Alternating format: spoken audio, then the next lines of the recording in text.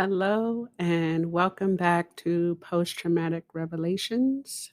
I am your host, Afrah Caraballo, and in today's episode, we are looking at the post traumatic warrior, that part of us that does all the dirty work of surviving a trauma, but rarely gets credit, rarely, if ever, gets acknowledged for the grunge work. The post traumatic warrior is that part of us that stays when our conscious mind or our right mind says, run. Ever hear people say, what were you thinking? What in your right mind made you do this? Or what in your right mind made you do that? Well, the post traumatic warrior doesn't live in the right mind or the conscious mind. It lives outside of reason. The post traumatic warrior lives where there's only do or die, kill or be killed, with me or against me, fight and win. The post traumatic warrior is a no nonsense part. It's all about survival. And there's no reasoning with a warrior. Reasoning is for civilians. A civilian is anyone not at war, hence the name civil, as in nonviolent, as in negotiable, accommodating. But every one of us has a civilian inside, and every one of us has a warrior inside. There is the pre trauma you and the post trauma you. And you can be in the military or you can be out of the military. That part doesn't matter because the war is about survival, your personal survival. So you can be in the military and be a dad, and be a husband, and be a brother, and be a friend. You can be in the military and be a sister, a mother, a daughter, a wife, a neighbor. You can be a coworker, a chef, a banker, a barista. None of these are warriors. These are just everyday people smiling, driving, walking, talking, laughing, saying hello, saying, excuse me, may I help you with this? Or may I help you with that? Or can I get you a latte? Or please give me a scoop of ice cream with sprinkles. The civilian part is, hey, babe. Hi, sweetheart. Hi, honey. How are you? These are people being civil, people being polite, people being considerate and forgiving, people apologizing and being patient and trusting. These people are relaxed and accommodating. They're social. They have dates, they have plans, they have future outlooks. They're thinking about vacations and going to college. Not warriors. Warriors are in the here and now. Warriors do none of that. Warriors are alert, hypervigilant, suspicious, armed, calculating, isolated, rigid, uncompromising. Warriors are unapologetic. Warriors are not friendly. Warriors are not yielding. And all of this is about defending you. Its only purpose is to protect you from danger, real or imagined. The warrior's sole job is to protect you and keep you safe. So you see, your post-traumatic warrior was created by you, for you. Every one of us has one.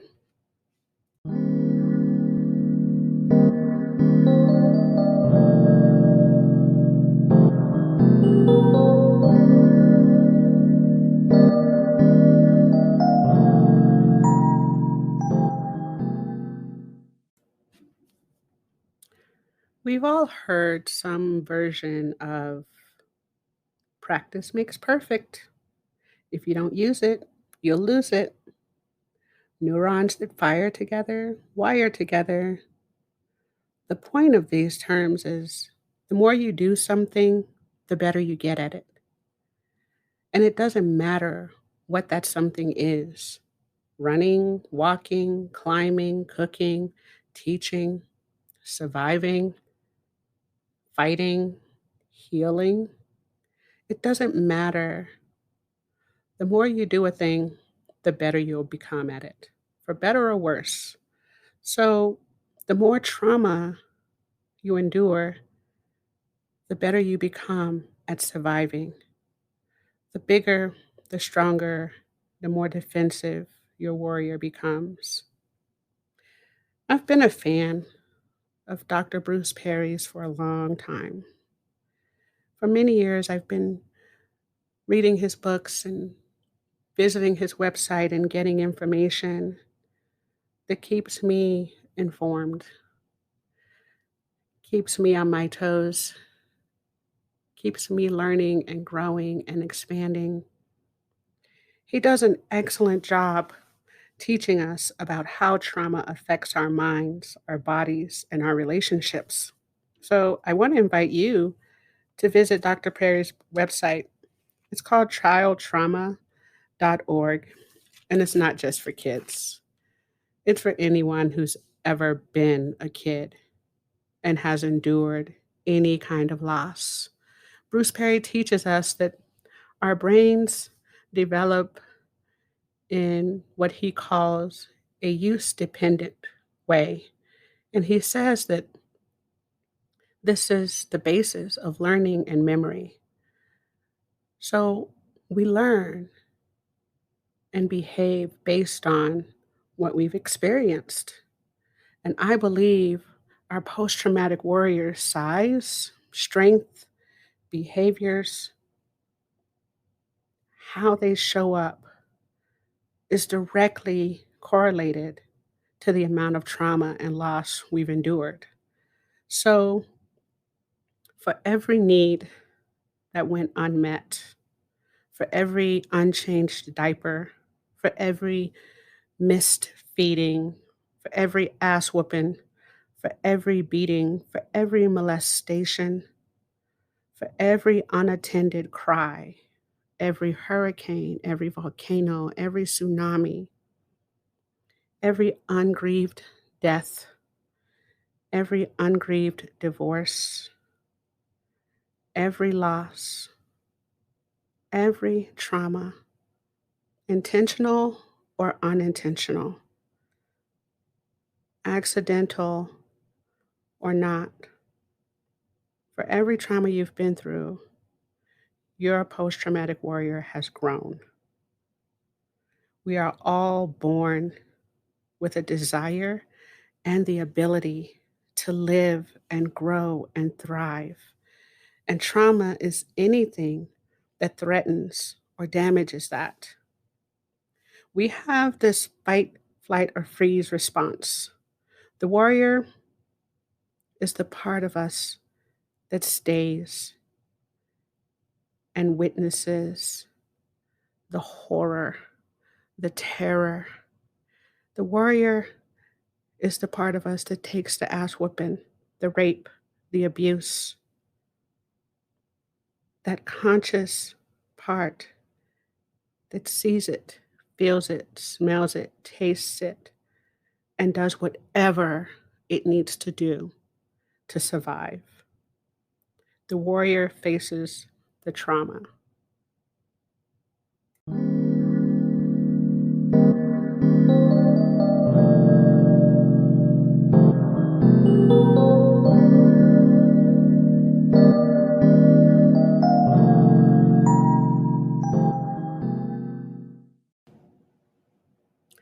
We have mixed feelings about our post traumatic warrior. Some of us hate them, fear them, resent them, but we judge them.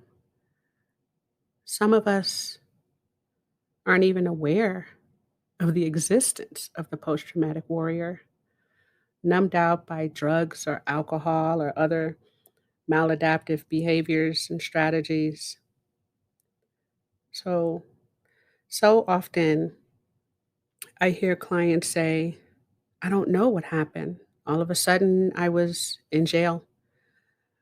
One minute I was having this conversation and somebody bumped into me, and next thing I know, I was in a hospital or someplace I can't even imagine. But there's this missing time and space from when the person felt threatened, then triggered, overwhelmed, and then back. Some people describe a kind of blacking out, a seeing red. There's usually some shift from conscious state of interacting with others to disconnecting unconscious state where things are said and done that the civilian parts of us are ashamed of and don't even remember. Call it blacking out, dissociating, or something else. But whenever you feel overwhelmed, in danger, threatened, there is a part of you that takes over and gets you through whatever the situation may be. Again, we have mixed feelings about our post traumatic warrior. We can be very harsh, very judgmental about what we did or what we said during a traumatic situation. I've heard clients describe their post traumatic warrior as weak, pathetic, evil, bitchy, asshole, dangerous, slutty, cold hearted. Some people describe their post traumatic warrior as nasty or disgusting, creepy or arrogant, manipulative, conniving, antisocial. And I've heard the warrior described in other ways. I've heard people describe their post traumatic self as wise and strong, discerning and intentional, careful, compassionate, patient, healer, defender, dedicated, loyal. The point of this episode is to call your attention to your post traumatic warrior and to invite you to consider learning how to live with him or her. Your post traumatic warrior is not your enemy, it's not your most indescribable part, it's not something outside of you. Your post traumatic warrior is inside of you. It is your fierce defender dedicated to your survival. So, when we're thinking about the post traumatic warrior, I want to invite you to entertain the idea that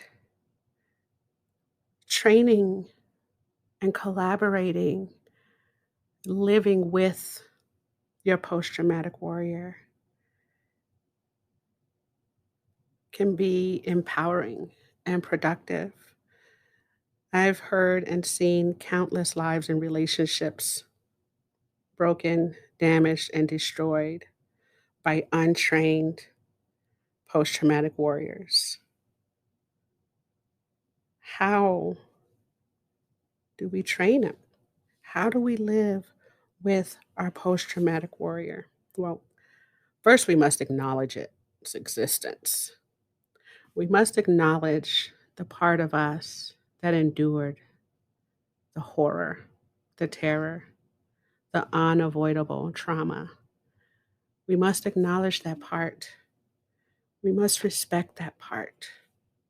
And so I want to invite you to think about what it would be like to actually be in control of your post traumatic warrior.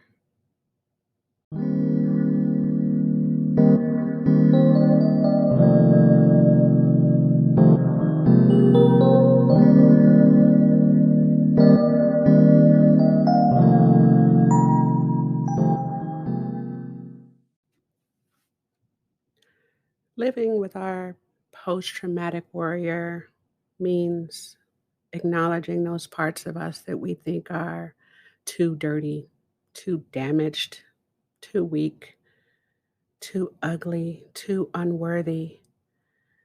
And once we acknowledge this part of ourselves, once we acknowledge the post traumatic warrior, we must accept and respect it. Dare I say, we might even thank it for doing the dirty work.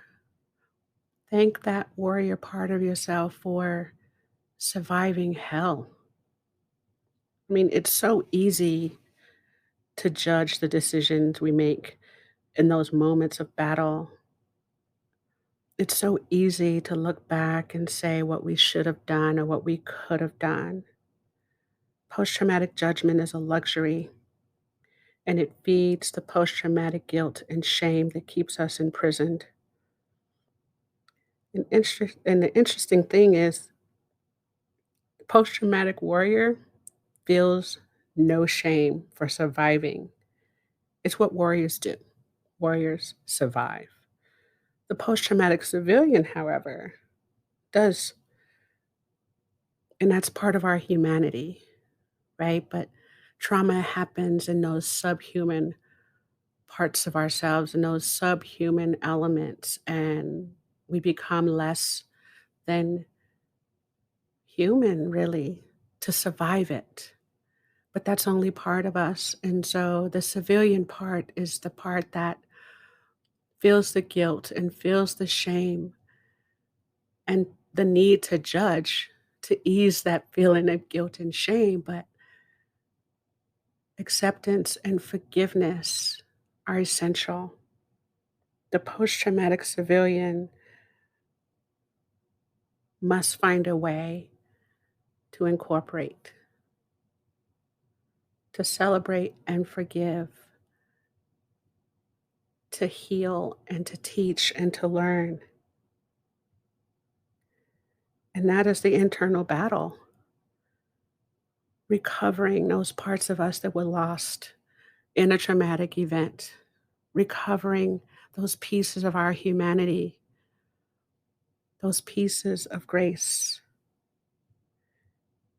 It's why we have post traumatic stress disorder and anxiety disorder and depressive disorder, feelings, thoughts, and behaviors. They're all disordered. What should I feel? What should I do? What should I say? What should I think? How should I feel? How should I interact? How should I engage? What and who am I now? It's all a mess. And that mess leads to stress. And that stress can lead to feelings of being overwhelmed and feelings of being powerless and hopeless. And these feelings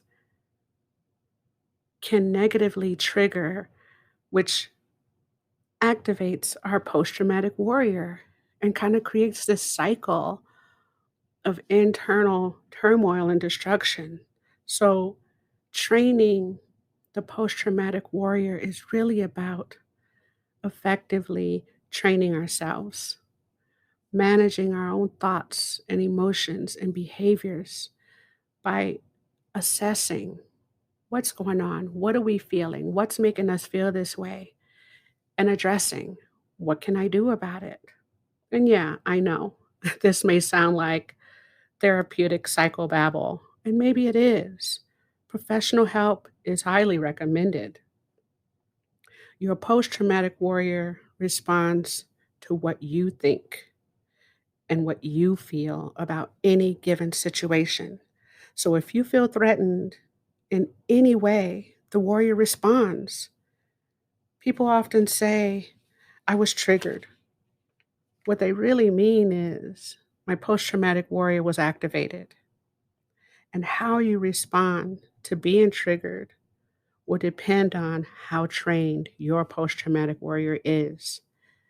If you have trained your post traumatic warrior to trust the post traumatic civilian self, then you handle these triggers with authority, with dignity, with diplomacy, with a sense of self esteem and self respect.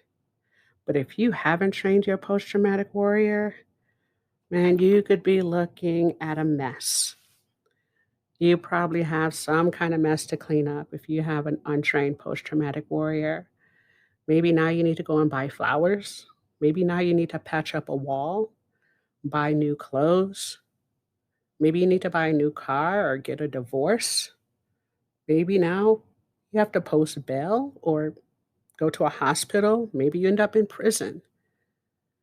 The response to being triggered post traumatically can vary depending on how trained your post traumatic warrior is, how you have learned to live with that post traumatic part of you. So, learning to live with the post traumatic warrior is extremely important. If you want to have a life with love and joy and hope and healing, if you want a life with family and friends and peace, then you have to figure out how to live with your post traumatic warrior because wherever you go, there it is. You can't kill it, it's there to survive, to keep you alive.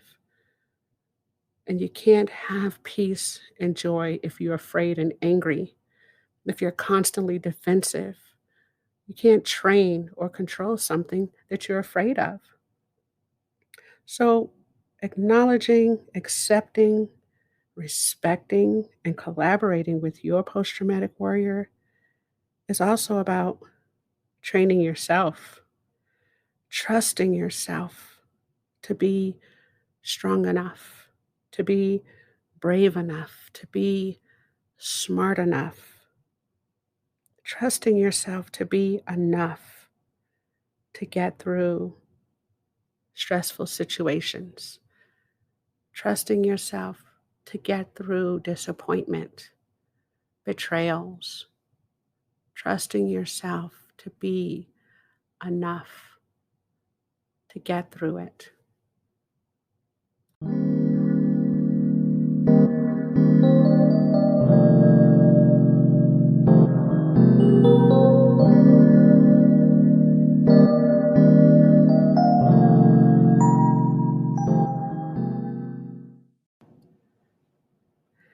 Living with your post traumatic warrior is really about self love, self control, self acceptance.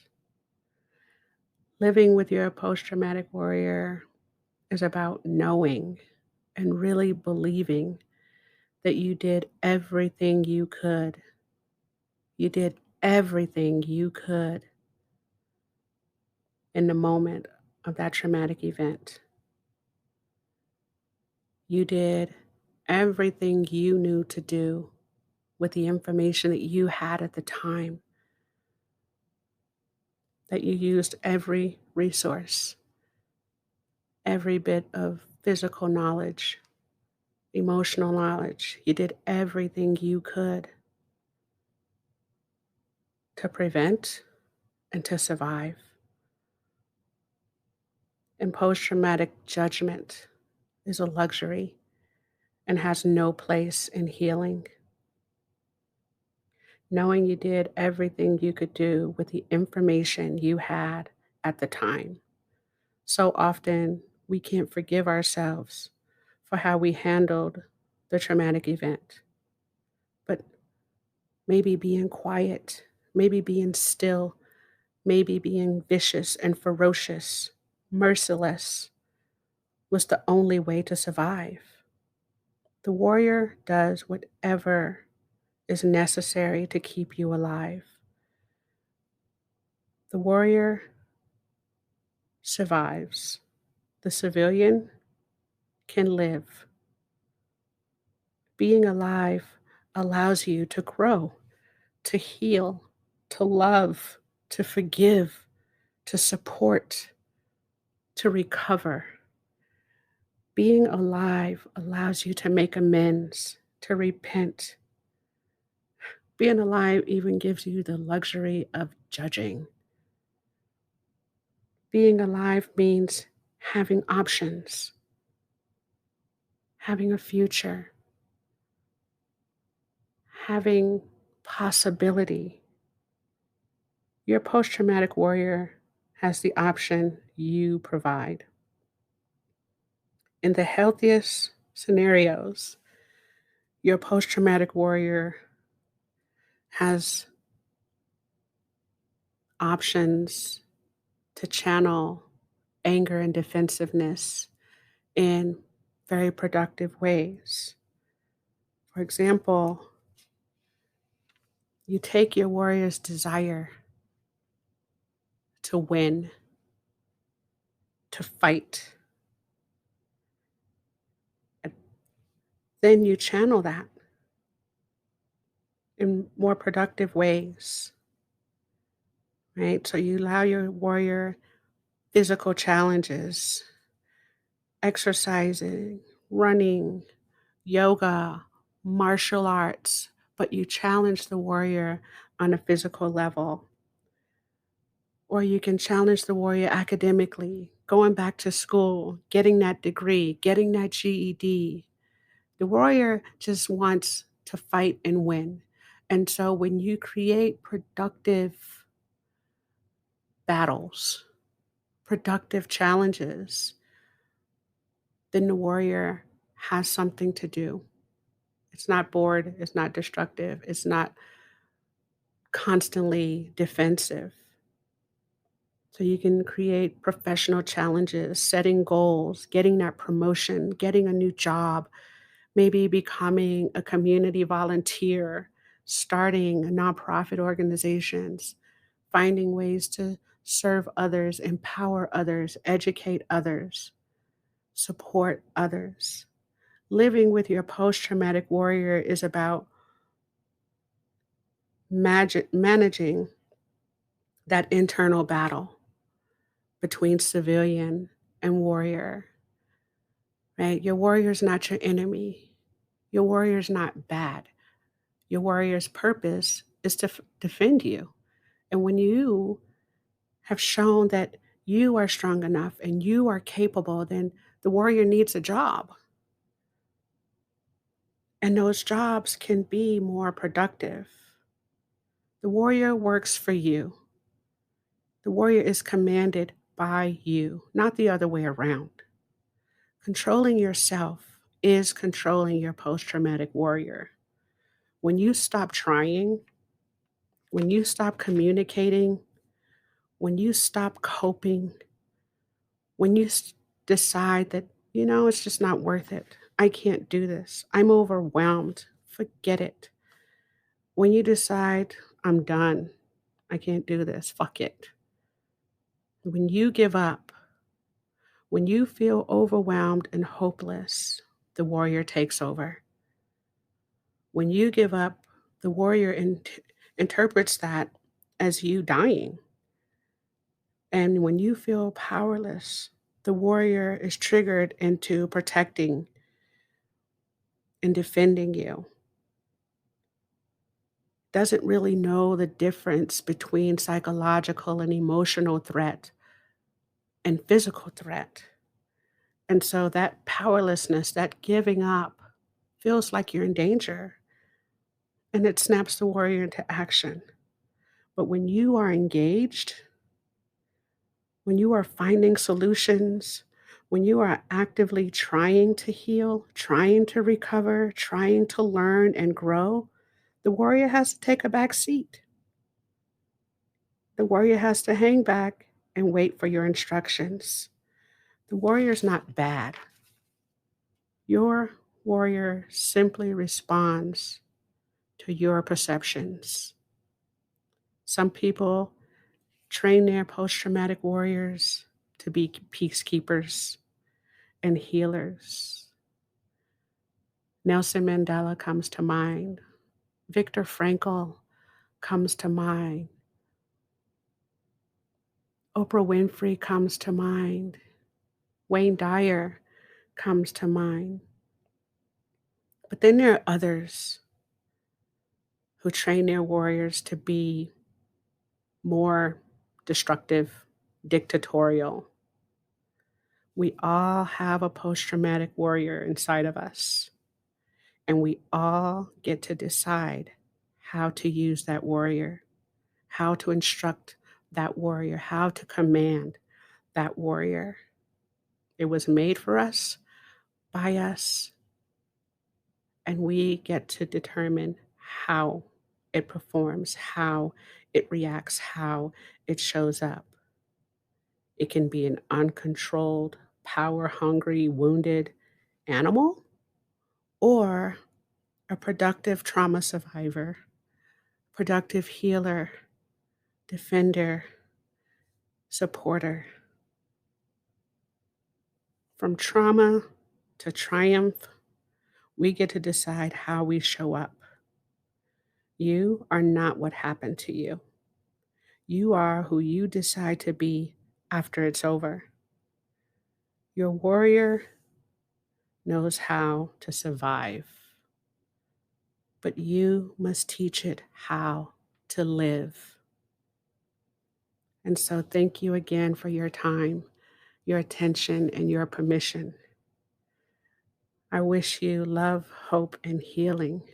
And until next time, be well.